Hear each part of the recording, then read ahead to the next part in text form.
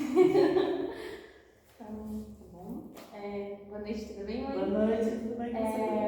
Antes de tudo, eu gostaria de agradecer a você, ao Webenê, por conseguirem participar dessa entrevista, a colaborar, compartilhando o conhecimento de vocês aqui com a gente, com esse trabalho extensionista. Antes de tudo, esse trabalho ele serve justamente para que a gente consiga quebrar esses estigmas, esses preconceitos enraizados, porque muitas vezes o que a gente teme é o que a gente não conhece. E às vezes o que falta realmente é alguém para perguntar, ou às vezes o que perguntar, seja na internet, seja para uma pessoa específica. Então esse trabalho, essas perguntas são justamente para isso, para a gente conseguir direcionar e para que a gente consiga abordar esses temas para as pessoas que muitas vezes não conhecem, ou que têm dúvida, ou que têm às vezes até o preconceito, medo em relação à Umbanda e às religiões de matriz africana. Isso aí. A internet é um instrumento muito bom, mas tem que tomar muito cuidado. Sim. Né? Aí você gostaria de se apresentar? Posso me apresentar. Falar um pouquinho sobre como você começou na Umbanda? Eu sou a mãe Patrícia, sou dirigente espiritual da tenda de Umbanda Caboclo Pedra Preta, junto com o pai Benê, que também dirige a casa. A nossa casa já tem 18 anos, está fazendo 18 anos agora no mês de junho, então são 18 anos de assistência e trabalho. Eu tenho 20 anos de Umbanda e fui feita mãe de santo há menos de um mês, né? Toda essa trajetória, você já acompanhou alguma parte dela, né? E a gente está aqui trabalhando há 18 anos já. Muito bom participar um pouquinho, uma pontinha do iceberg. Então, para a gente começar, como que você definiria a Umbanda para uma pessoa que nunca participou? Quais são os pilares que fundamentam a Umbanda de fato? A Umbanda é a única religião 100% brasileira. Ela nasceu no Brasil com bases e fundamentos aqui no Brasil. Ela é considerada uma religião afro-ameríndia, porque a gente usa bases africanas, dos orixás, das coisas que os negros trouxeram quando vieram da África para cá escravizados, e também a gente usa bases dos indígenas, né? Dos povos originários agora, né? Porque eles já estavam aqui. Quando o branco chegou, eles já estavam aqui. Então, as ervas, as pagelanças, os benzimentos, muita coisa também vem dos indígenas. Então, a Umbanda, ela é isso. A Umbanda está aqui para fazer caridade, para prestar auxílio para as pessoas. E o tripé da Umbanda é fé, amor e caridade.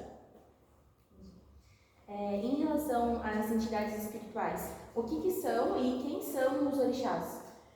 Tá, entidades é uma coisa e orixás outra, tá? Os orixás são as energias da natureza, tá? Então toda a natureza tem energia em todo lugar.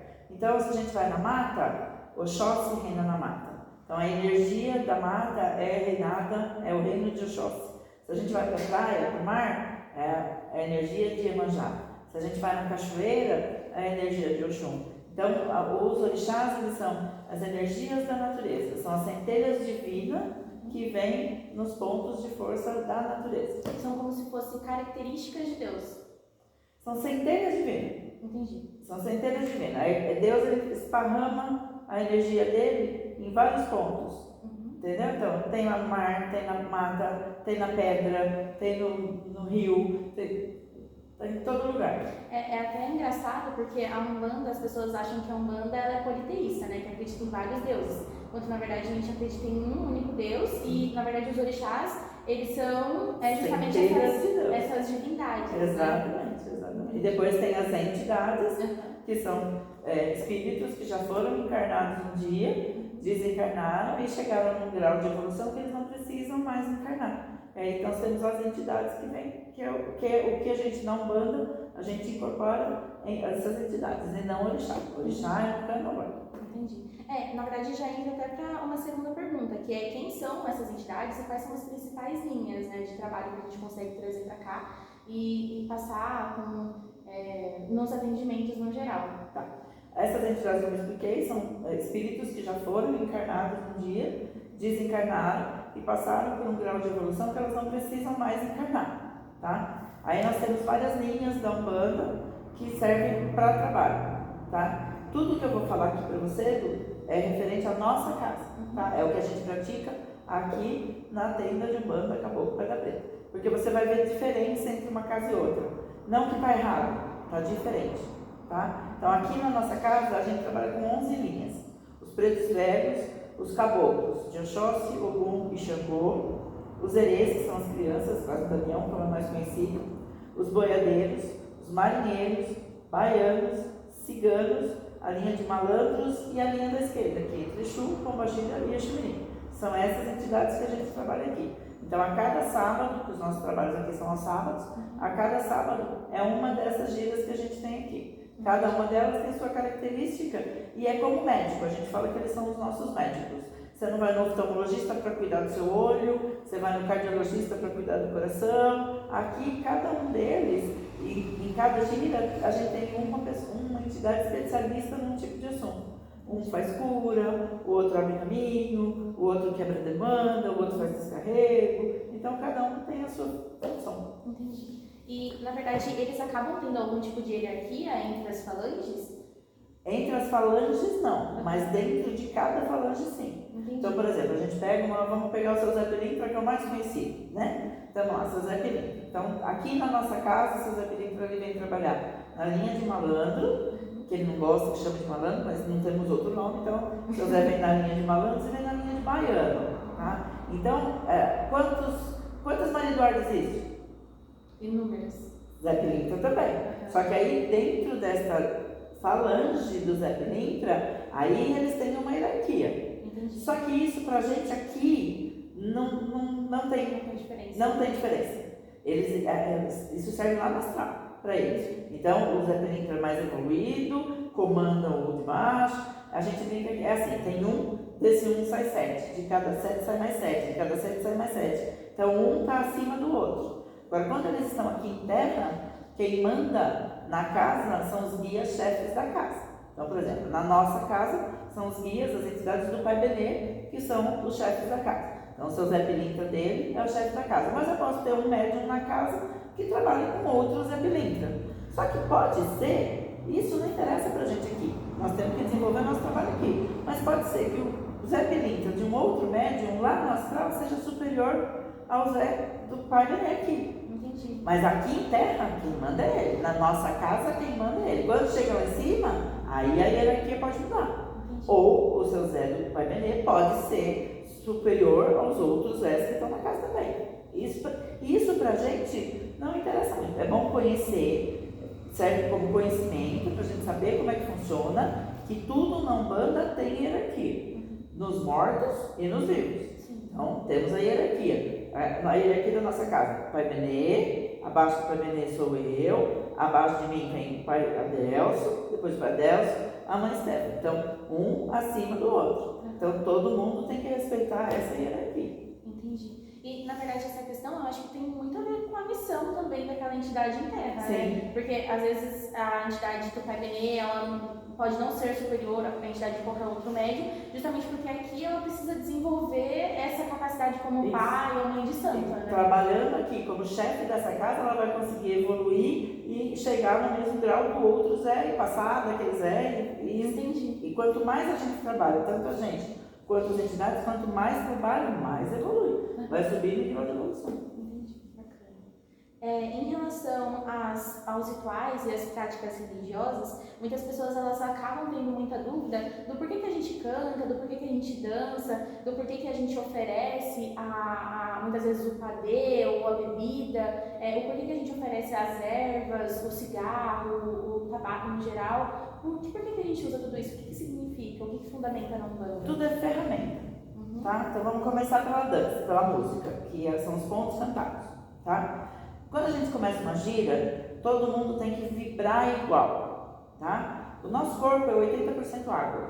Então, a música afeta o nosso corpo através da vibração, o toque do atabaque vai vibrar, vai produzir ondas eletromagnéticas que vai vibrar nessa água que tem no nosso corpo, e se todo mundo se concentra, todo mundo vai vibrar igual. Porque, por exemplo, bateu lá, vai vir uma ondinha. Então, no seu corpo vai formar essa ondinha. Se todo mundo, na hora que todo mundo tá, você pode ver que a gente começa aqui, a gente faz aquele esquenta, que a gente brinca, né? O esquenta. Antes de abrir o trabalho, a Corimba já começa a cantar alguns pontos de algumas linhas, para que todo mundo fique na mesma ondinha, todo mundo na mesma vibração. Para a hora que começar o trabalho, também já está todo mundo pronto, todo mundo no mesmo nível de energia para poder trabalhar, tá? A dança é a mesma coisa. As danças são rituais, então os gestos das danças significam, é uma forma de louvar o seu sagrado. Então cada dança é um jeito de você louvar o seu orixá, o seu sagrado.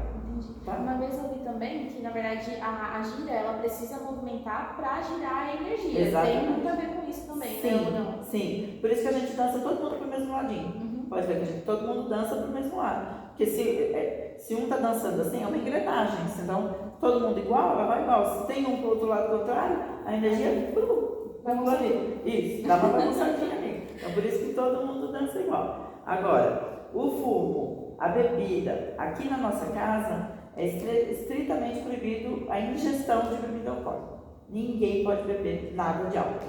Mas a gente usa o álcool no trabalho. Então a gente põe no pé da entidade ali num copinho, lá na cantina tem a cerveja para a turma da esquerda, para as entidades da esquerda está lá a bebida deles. Porque tudo isso eles vão transformar em remédio.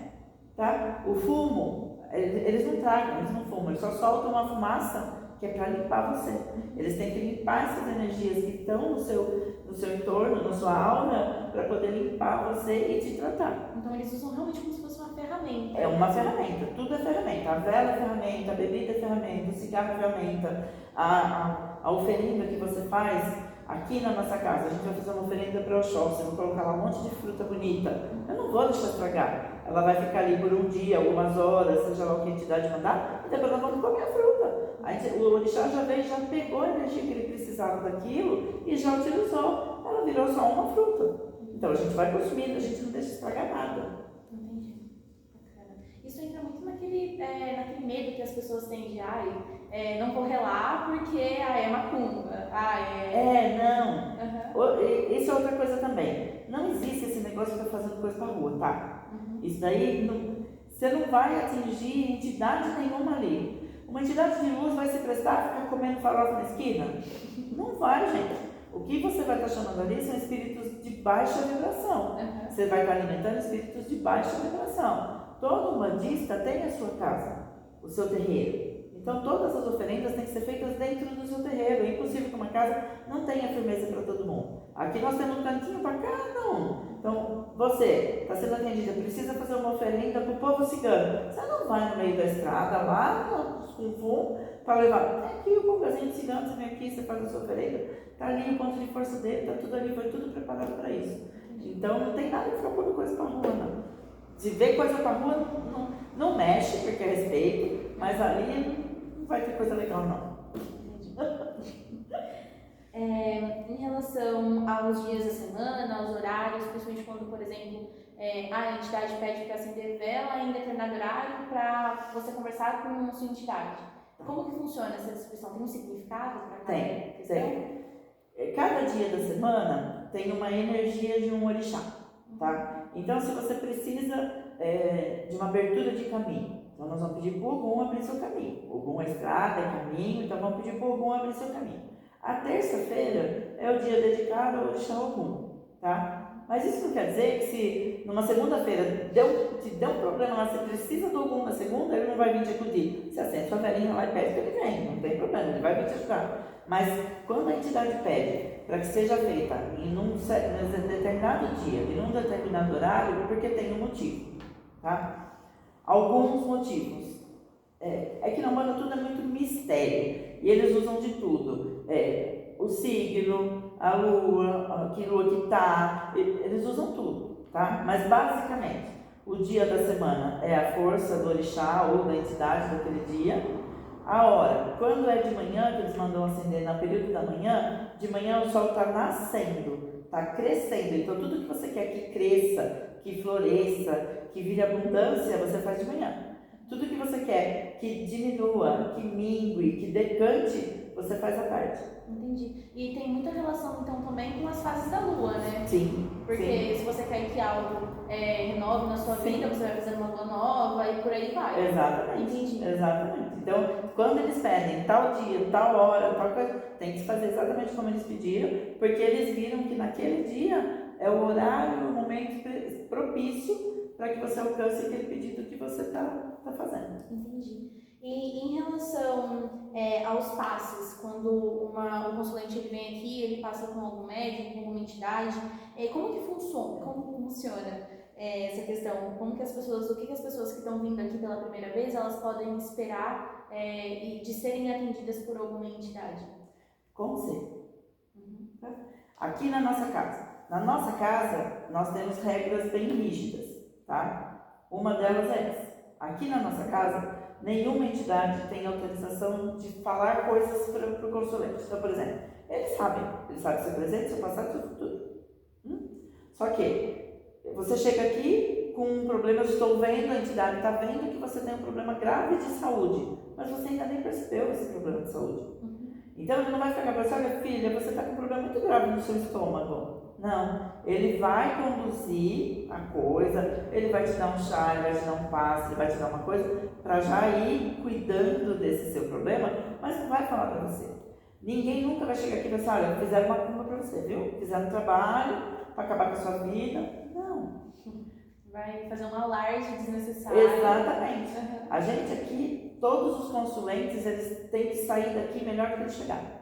Então, quando o consulente chega aqui, com certeza ele vai sair daqui mais leve, mais aliviado, com uma luz no fim do túnel, com uma sensação de leveza, com uma esperança, com uma palavra, um conselho, um colo. É isso que cada entidade vai fazer. Cada linha tem um tipo de trabalho. Querendo ou não, muitas pessoas procuram a Umbanda, muitas vezes no início não porque acreditam, mas porque precisam de ajuda. E aí, às vezes, essa pessoa ela vem aqui desesperada, tipo, eu não consigo mais enxergar uma solução para o meu problema. Sim. Aí, ao invés de chegar aqui e ser acolhida, a entidade vai falar assim, olha, você não sabe quem é que fez um trabalho para você. Pois é. E às vezes é pior que isso. Às vezes é pior que isso. Assim, fizeram uma coisa para você. O que você vai fazer? Nossa, quem será que foi? Ai, será que foi fulano? Será que foi Beltrano? Ai, não, foi aquela fulana desgramada. Você já vai começar a mandar uma energia ruim para a pessoa, porque essa pessoa não tem nada a ver com isso, nem lembra que você existe. Entendeu? Então, por isso que a gente não fala. Você gera energias que não precisam. O Pai José ensina sempre a gente uma coisa muito bacana que é fácil de entender. Se eu tenho um saco de bolinha, eu esparramo o saco de bolinha, não fica muito mais difícil de juntar do que se cair uma bolinha só? Então é isso. Se eu for te passar, jogar em cima de você um saco de bolinha, como é que você vai montar todas essas bolinhas de novo? Vai dar muito mais trabalho. Sendo que se eu te der uma bolinha só, você consegue lidar com essa bolinha. Entendeu? Em relação à mediunidade, o que é ser um médium na Umbanda? Quais são esses diferentes tipos de mediunidade que podem afetar as pessoas? Não é afetar, é acompanhar. Tá bom? Todo mundo é médium, tá? Ser médium é ser uma ferramenta de Deus. Tá? Você vai usar a sua mediunidade, você recebe ela, é um dom que você tem. Com esse dom, você recebe de graça, você dá de graça. Então, tudo que você recebe de Deus, o médium é uma ferramenta de Deus. Você está aqui para cumprir a sua missão. Agora, os tipos de mediunidade eu vou ter que colar, tá bom? Porque tem bastante. Ó, depois eu vou dar uma explanada do que acontece mais, que são os mais usados na Umbanda, tá? Então, os tipos de mediunidade, tem os médium de incorporação, de transporte, sensitivos, sudientes ou auditivos, falantes, videntes, curadores, médiuns de efeitos físicos ou motores, psicógrafos ou escreventes, pintores e desenhistas. Tá? Então, esses são todos os tipos de mediunidade que existem em todas as religiões. Umbanda, kardecismo, candomblé, pagelança, quimbanda, são esses tipos de mediunidade. Na Umbanda, a gente tem muito mais.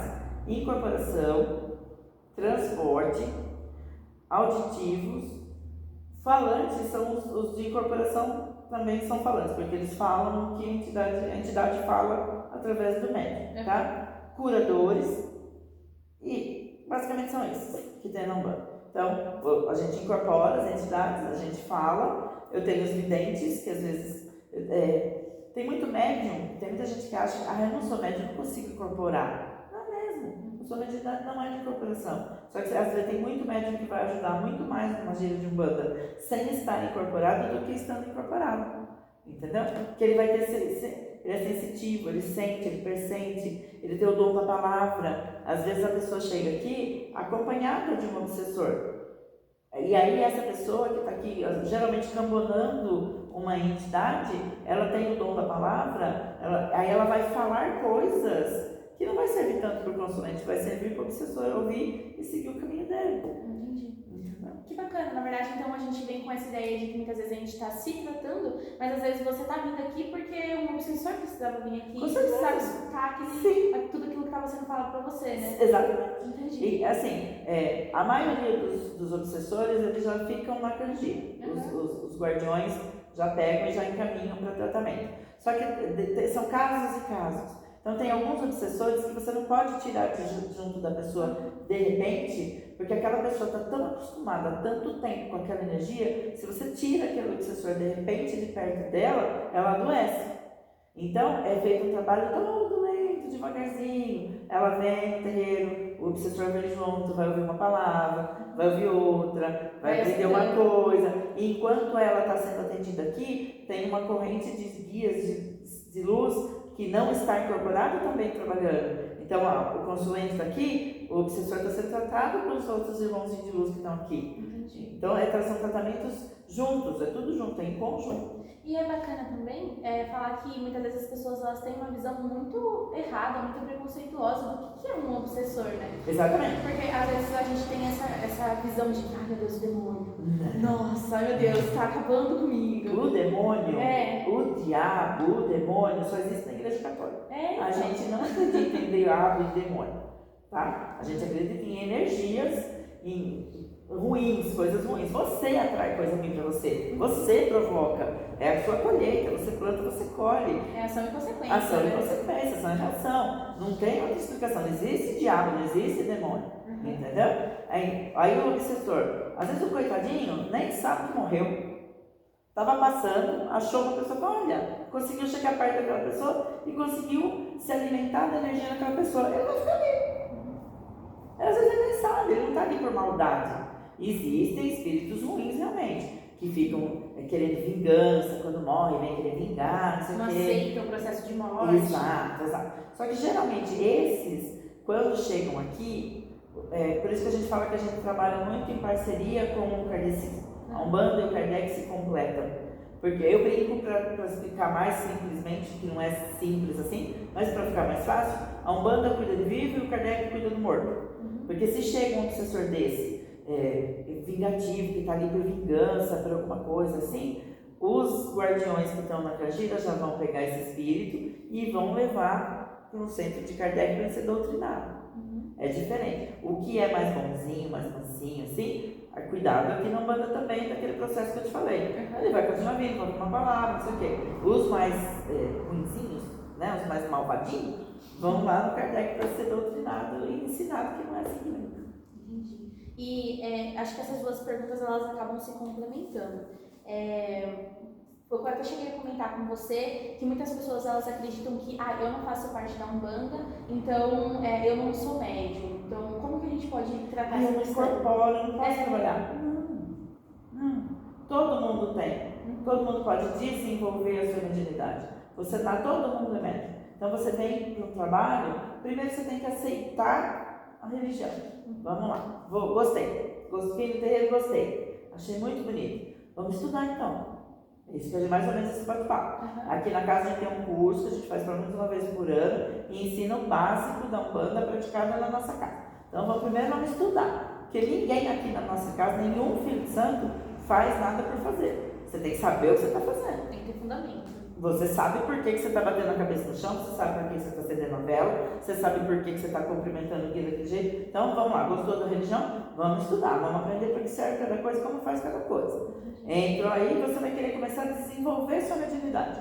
Vai vir aqui para José, olha, estou frequentando a casa, gostei, eu gostaria de saber se eu posso desenvolver. O José vai olhar. Nessa hora ele já vai saber se você é um médium de incorporação ou não. E ele vai te orientar. Então, filho, pode começar a desenvolver. Então, você vem, continua vindo na assistência para fazer seu tratamento e começa seu desenvolvimento mediúnico. Então, muitas vezes a pessoa não vai saber, é uma construção, ela vai conhecendo a Umbanda, Isso. ela vai se envolvendo mesmo. Isso. E não só nos 15 minutos que a gente fica aqui Não. estudando, mas tipo, sempre, né? Porque a partir do momento que você se propõe a desenvolver a sua mediunidade, o guia-chefe vai aqui, vai fazer um preparo, tratar os seus chakras direitinho para você poder receber essa energia. Só que aí você é médium 24 horas por dia, 365 dias no ano. Não é só aqueles 15 minutinhos que você está aqui. Então, na sua casa, você fica quietinha lá, você pode tentar se conectar. Não precisa ter medo, porque você não vai incorporar na rua. Hoje em dia não existe mais isso. No começo da Umbanda, as entidades incorporavam em qualquer lugar, porque as pessoas não iam pelo amor, não tinham medo, então eles precisavam incorporar de qualquer jeito. Hoje em dia não é mais assim. As pessoas vêm porque querem, vêm para aprender, vêm fazendo devagarzinho. Então a mediunidade, ela é um desenvolvimento. Aí depois a pessoa entra para a corrente, vai começar a cambonar, continua a desenvolver. O desenvolvimento, ele é muito pessoal. Cada um é de um jeito. Cada um leva um tempo. E não precisa ter pressa. Sim. A pressa é inimiga de qualquer coisa no banco. Vamos devagarzinho. Cada um conhecendo o seu próprio tempo, né? Exatamente. Entendi. Já para a gente conseguir finalizar, a gente já está nos últimos tópicos que a gente vai abordar, sobre o preconceito e a desmistificação da Umbanda para as pessoas que realmente nunca tiveram esse contato. A gente sabe que, na verdade, a Umbanda, ela é uma das religiões que ela sofre muito preconceito religioso, muito mesmo. As pessoas, elas às vezes não sabem, nunca ouviram falar sobre um fundamento religioso da Umbanda e atacam, muitas vezes, por conta de conversas que tiveram aqui, tiveram ali, vão juntando pontos sem estudo nenhum e quando viu, tem um preconceito ali enraizado.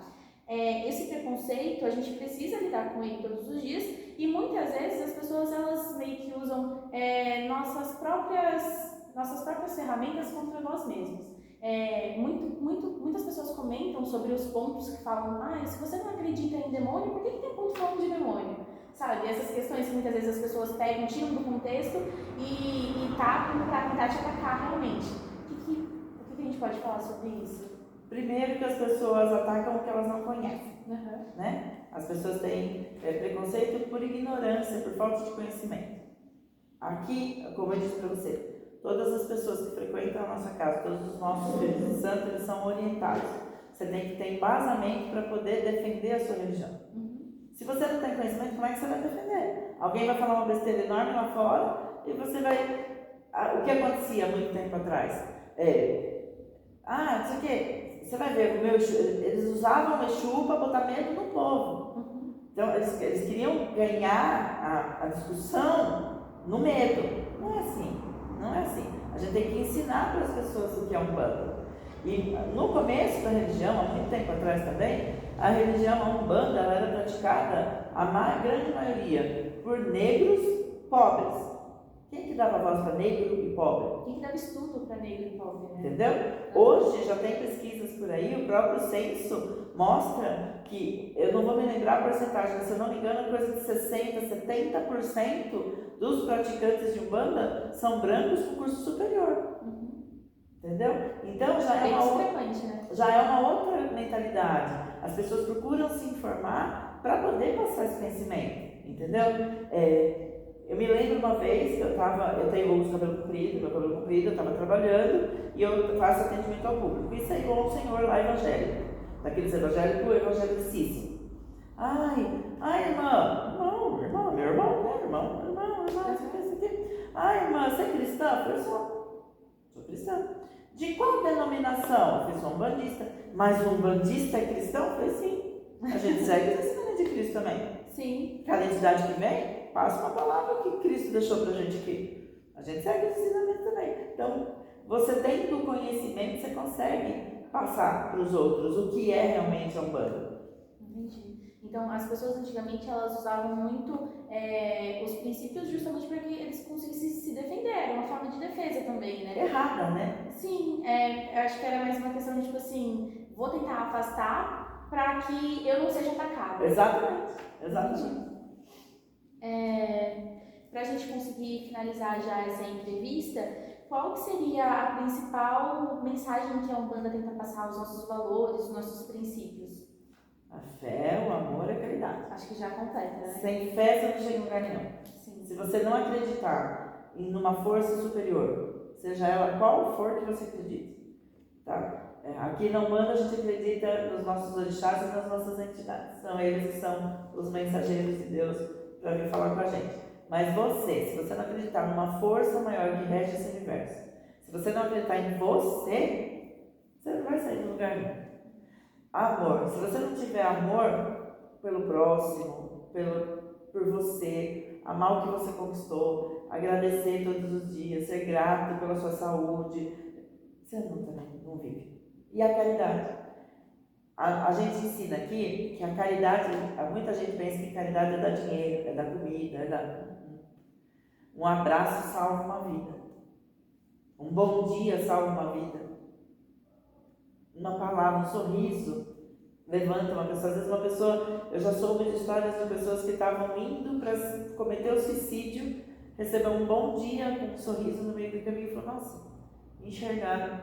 Acho que tem uma solução. Assim, Entendeu? Então, o seu tempo, o que você tem de mais valioso na sua vida é o seu tempo. Então, você dedicar o seu tempo para vir aqui, cuidar da casa, vir aqui, deixar tudo arrumadinho, para receber as pessoas, para incorporar, passar uma mensagem, te dar de cuidar de uma pessoa, você está doando o seu tempo. É a coisa mais cara que você tem na vida, o maior valor que você tem é seu tempo. Então, você doar o seu tempo praticando a Umbanda é o maior ato de caridade que você pode ter.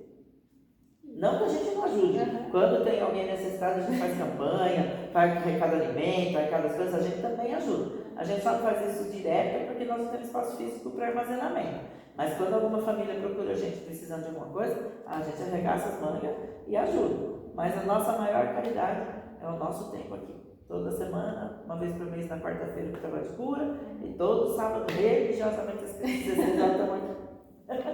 Fica até um convite, na verdade, para quem quiser participar. Começa a distribuição de 100 às 3 e o trabalho em si começa às 4. Isso, está todo mundo convidado para vir conhecer a nossa casa. Obrigada por participar. Né? Imagina, Pai, você quer comentar alguma questão? Não? Tudo certo?